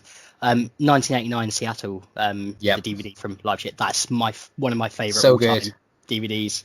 Is that the one where in Creep and Death, the bit where they're singing "Die," and then in the middle, Jason's like "Motherfucker!" I'm like, yes. He does that on. I'm pretty sure he does that on 92 as well. So good in San Diego. But James is it's become a meme. Yeah. I think it's funny because it's like all over the place, but his in Nothing Else Matters is so good. It just hits like a such a good spot. Why isn't Creeping Death in S&M 2? Creeping Death would be so good. Creeping Death is not on S&M 2 because they do not have Jason Newsted to do that last chorus anymore. Yeah, literally. That's putting it out there. That's the issue I have. Like 89 is my favourite one, in terms of them touring, them being live. But Jason doesn't do the vocals as much on that, so I've got to sort of flip my allegiance between 89 and 92. I apologise to bring this up to people that have listened to the Metallica one, but I don't know. What's your 2's favourite album? Oh, so we didn't actually do a whole album on Metallica. We didn't do a whole podcast on Metallica. We were mostly talking about S&M 1 and then S&M 2, but we did talk a fair amount about Metallica. It was mostly him shitting on them. But... yeah. It was. Do you know what? It was supposed to be a podcast all about S&M 1, and then it became all about how disappointed I am with the set list of S&M2. I'm And totally gonna listen to that podcast when I go back to work. oh man, yeah. Well, it's not out yet. I don't know when it will be. Oh, okay. But, I'm probably I'll keep- gonna. we'll let you know. We'll let you know. Yeah. It'll be. I'll tell you exactly when it'll be dropped. It'll be done on the 27th, so the day before SM2 comes out. Yeah. Fair. So that'll be the Thursday. I think we both agree that And Justice for All is their, from an objective technical point of view, their best made album. In terms of their musicianship, I suppose. But my favorite Metallica album has always been Ride the Lightning. Okay. Mine's always been Unjustice. Mine It's is also just, Injustice. It's just so fucking aggressive. I don't even care that you can't hear the bass in it. Yeah. Because it's got that more treble sound. It sounds just fucking vicious. It's sensational. What's your favorite song off it though? Oh fuck. If I had to guess for you, actually, I would guess yours would be Blackened. That's mine. It's gonna be Blackened or Injustice. Yeah. Yeah, I love not that whole. surprised by that at all. Blackened's my favorite on Injustice. I fucking hate playing Blackened on bass though. Fuck me. Yeah. I always Just- remember you telling me about that. That whole album is hard. That whole album is hard for every instrument Yes, 100%.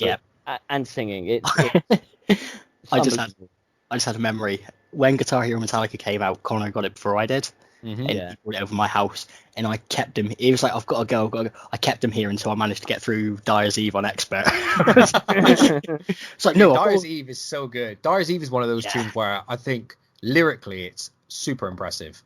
Just like the subject and stuff is so good. Me and Michael always talk about it as well, because like the line "Do as I say, not as I do," literally Yeah. used in everybody's lives. But exactly. it's just Yeah. like it's so well implemented in that song. But Completely. also, I think that's the start more of Hetfield opening up a little bit more and being a bit more personal. Because then by Yeah. the time you get to the Black Album, you've got The God That Failed. Yeah, that is- Load and Reload have got like Mama Said and stuff. Mm. Exactly. So Dyer's Eve is like a sort of perfect stepping stone for him, and just Yeah. how vitriolic it is. Yeah. That whole album, like that's the thing. As much That's as the I most insane drums for any song, especially in that Guitar Hero. yeah. Like Dyer's Eve. Yeah. Yeah. Red End to Sanity is my favorite, by the way. I'll go with that. I was about to say, like, as much as I would sit here and say Blackened and Injustice are sort of joint favourites on that album, that whole album from start to finish, like, there's nothing on there that would change. It's magnificent. It's an insane album. I think that about their first 4 albums though in general. So I'm I going to know. upset you. Kill 'Em All is my least favorite Metallica album. Really? Yeah. What, like even compared to Load and Reload? Yeah, I actually like Load and Reload. Saint Anger would actually Kill 'Em All and Saint Anger are like tied bottom, and then Load and Reload. Wow, that's crazy to me. Don't know what it So- is about the album. It's just the Seek and Destroy got played so goddamn fucking much. Yeah. Yeah. That I kind of just like don't want to listen to it anymore. We played Yeah. the crap out of the Four Horsemen when we were in Yeah. the band, so I'm kind of that one is kind of like, and the rest of it for me is just like everything. The 4 albums they produced after that album, I just think kicked the shit out of Kill 'Em All, and it's hard for me to go back and listen to it now. Well, Fair. I think with Kill 'Em All as well, it's their worst produced album. Like, Yeah, purely from a 100%. production standpoint. Makes sense. It's their first one and everything. You know, kind of- Exactly, for not a lot of money, Hetfield's voice isn't. He hasn't reached his pinnacle yet, and No. he's still got that very boyish sort of, almost a high pitched sort of Like, groaning. don't get me wrong. I don't hate it. I can listen to it and enjoy it for what it is. But if you're talking about listing the albums in order of your favorite to least favorite, it's definitely down there. I think I Fair. know why it could also be one of the weaker ones as well. Most of the writing credits on the album will be for sort of James, Dave Mustaine, some Yeah. stuff from Kirk, Yeah. not a lot of Cliff. Whereas Ride the Lightning, Ride the Lightning was Puppets, it's going to be mostly Cliff Yeah. doing the actual I'll arrangement. agree. I'll agree that I think those first 4 albums are my favorite Metallica albums, but Kill 'Em All is probably my least. Out You're of not those including 4. Black Album. I am hit and miss with Black Album in Okay. general. I think Black Album's the first Metallica album for me where it starts like for me the first 4 albums don't have a bad track. The Black Album's the first album with a couple tracks they're not bad, but I can skip. Well, it's stuff like Struggle Within, Don't Tread on Me, Exactly, Through the yeah. Never. Through the Never's a really good thrash song, which doesn't really fit with the album, but it's No, I get what you mean. I love Through the Never though. That's one of my favorite Yeah. songs on that album. But yeah, there's just a couple, and from then on, that's how Metallica is for me. It's like It's very hit and miss. yeah, but well, it's never necessarily missed. They don't necessarily make bad tracks. They do. It's just. But have you not heard Load, Reload, Saint Anger? yeah, I like I a lot of actually those There's albums. a lot of shit on those albums. I prefer Saint Anger to Load and Reload. So, but yeah, I don't know. I like Saint Anger's a weird one for me in general because the fucking snare sound is absolutely terrible, and the songs are so damn simplistic. But I think the simplicity of them make me just go like, oh, I'm on a long car ride. If I put on Saint Anger, I'll just nod my head a load and I'll be like, yeah. Yeah. Sort I of really thing. like Unnamed Feeling and Frantic, to be fair, but Yeah. Invisible Kid, I didn't mind, but Yeah. don't tell anyone. I've lived my life going, I like nothing from Saint Anger. I respect nothing from it. But also the funny thing is Bob Rock played bass on it, Yeah. True. which is horrifying. Yeah. Because it's pre-Trujillo, post-Jason, Bob Yeah. Bloody Rock. Yeah. My Famous favorite for... Metallica song actually comes off the Black Album. Go on, What's that? Unforgiven. Unforgiven. Of course. Yeah, fair. I had a good guess. I'm happy with myself now. I can retire. I remember that always being your favorite, actually. I think Yeah. my favorite's always been Creeping Death, and it'll probably stay Creeping Death. Have you ever Creeping seen Death's like my favorite off that album. Very. I don't know why I've just like always Fire with dug- Fire? Nah, Fade to Black. Fade to Black is good. Yeah, but you actually. quite like your like more deeper ballady songs, though, don't you? Out of Yeah, because Metallica do them very fucking well. Yeah, they They're do. So Well, good at that. Fade to Black was also the first one that they First had one. done. Yeah, Yeah, it's Michael's yeah. favorite Metallica song. as Yeah. well. It's Fade to Black. Well, that's a lot of the reason why that's my favorite album, because as much as I love And Justice for All, I think Ride the Lightning and Master have a bit more variety to them. Yeah. But it's hard to pick out of those three albums. It has always switched as well. Like I think I always do say Ride the Lightning is my favorite, but it's not necessarily the one I'll go to every time, because sometimes Master is just unbelievable, and then sometimes fucking And Justice for All is unbelievable. I'm going to give a controversial opinion, which I think I may have given an hour and 40 minutes ago as well, but Call of Cthulhu is a better instrumental than Orion. Fair. I don't know. The bass line, this is really going to get me in trouble. The bass line in Call of Cthulhu is 100,000 times better than the bass line in Orion. Fair. Orion only really has, from pure bass perspective, it only really has, you've also got the that bit. You've got the boom, boom, boom, boom, boom, boom, the slow bit. And then you've got the solo. The Call of Cthulhu, it's one long fucking solo. It's fucking insane trying to play that song. Watch, I'm going to get his name wrong. I believe it's called Andre... Oh, I can't remember his surname. It's called Andre something. But search up Call of Cthulhu Bass Boosted, which will have the tab as the song plays. Yeah. But without anyone doing a bass cover of it. That bass in that song is fucking ridiculous. Yes, he's using wire. Yes, he's using distortion. But the amount of movement your fingers are having to do, and then the fact you're having to do this big, massive fucking pull-off run down the neck, whilst trying to keep a decent tune. So you're not saying it. You're not saying it's a better track. You're saying it's Yes, better I am. bass It line. is also. It's a better bass line, but it is also a better song. Right. Fair. I I think. think Metallica have always made really good instrumentals, so I'm pretty happy with. Yeah, Orion they're just four are pretty good.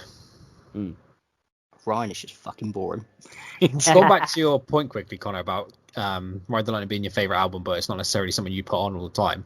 I can 100% get beyond that, because on the topic of the podcast, Shogun is my favorite Trivium album, but I don't always go to it if I want to listen to Trivium. Well, but I think that's the point. If you love a band so much, then you want to love most of their albums. You know what I mean? Like, it's the same with me with Art the Monkeys as well. Like, I have a favorite Art the Monkeys album, but I can listen to any of them anytime. And sometimes I'll be in the mood for one of them more than I would the other. But it doesn't necessarily mean.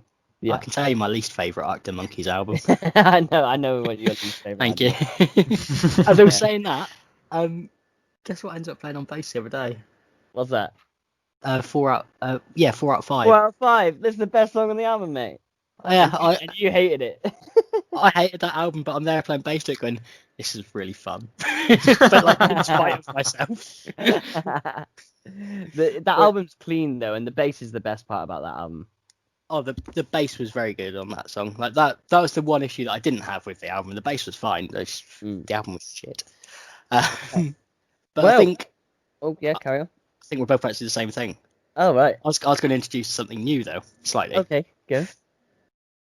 I'll try this again. So, in summation, was that where you were going towards the No, end? I wasn't going to say it in a Ponzi way, no.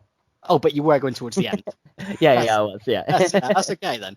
Right. Well, I was going to do because we deviate so much from the actual main source of the podcast, which would be Shogun by Trivium from 2008, produced by Roadrunner Records. The amount of research I do on this is so fucking ridiculous, considering I don't talk about the album for more than 5 minutes. But I think we should start introducing like a little bit more of a sum up, where we just give like a grade for the album.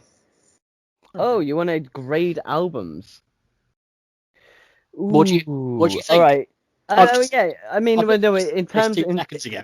yeah, in terms of us being introduced to something, like, or not necessarily introduced to something, but definitely reinvigorated into something and stuff, it could give anybody who does give a shit and is listening a bit of more of an idea of how we actually think about the album.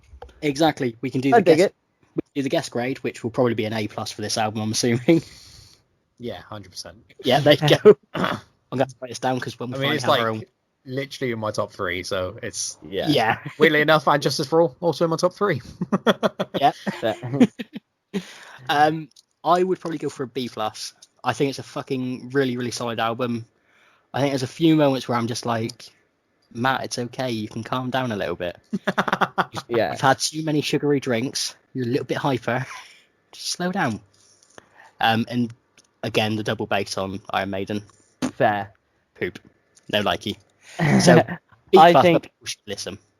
Yeah, I think for me it's as a sort of preface, I suppose. If you're not into this sort of music, Yeah. then you won't like it at all. Like it's so enveloped into its genre. It's not like this is not a good starting point for this genre. I think if you've never listened to this genre of music before.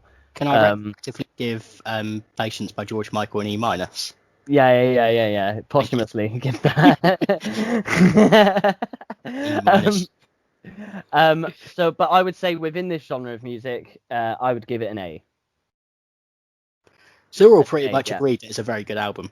It's excellent, yeah. I would be super interested to know where you guys would rate their album Sin in the Sentence, because it's not as heavy and in your face. It's very Trivium, but there's also a lot of songs on there that can be like an entrance way to this sort of music. But I think maybe that's what I'm getting at. Like maybe that album is like the one where you can go, yo, I'll introduce you to this, and then you can see what this style of music has to give. And then Yeah. if someone's like, yeah, I dig that, then you go, now let me show you some real shit. Yeah. We'll Yeah. agree to listen to that album as long as you agree to come back on the podcast and talk about that album. Absolutely. Well, There we absolutely. go. Hey, That that's makes it. my booking sheet much easier. Just go back to the well each and every time. By the way, that album has a song on it called "The Heart From Your Hate," and Michael's son Jackson absolutely fucking loves that song. He's a little headbanger already, is he? Man, Oh, he is. He Big is. big time. He loves have it. you, Have you not He loves seen? Screamo and everything. It's weird. Yeah, because Mike will play do covers on his Facebook of like real heavy shit, and then Jackson's just in the background like moshing. Like it's so cute, man. Anytime It's so Jackson super would get a cute. bit upset or like for a tantrum or whatever, they put "The Heart From Your Hate" on. He'd calm down and just watch it. Yeah, man. I That's wish it. we'd known about that back in the day when Mike was having his tantrums. And it just, oh no, my God, you didn't listen to metal. You'd have had a much easier time with him. Well, we're going to save so many fist fights, rolling down hills and all that kind of nonsense. Yeah, it's honestly awesome how much Jackson loves Trivium though, considering they're mine and Mike's favorite band. For his son Yeah. to not even be 3 and love him is Well, so. that's going to be the challenge of getting him when he properly gets into music later on, is to get him to keep listening to that kind of stuff and making sure he still Yeah. likes it. He will. I'm Yeah, gonna slap the shit out of him. And on this that note- podcast, we advocate child abuse. Ladies and gentlemen, as always, thank you for listening. I don't know why I'm turning Why into are you like doing Elvis? I've got Thank you. 4. I've got 4 impressions. Fuck me. Do you want to do the out instead? Oh, I'm clearly fucking hopeless. Yeah. Well, thank you very much for listening, guys. If you have enjoyed, give it a share, give us a follow, and if you haven't enjoyed, keep it to yourself. Other than that, thank you very much for listening, and bye bye. Suck my dick. Stay frosty.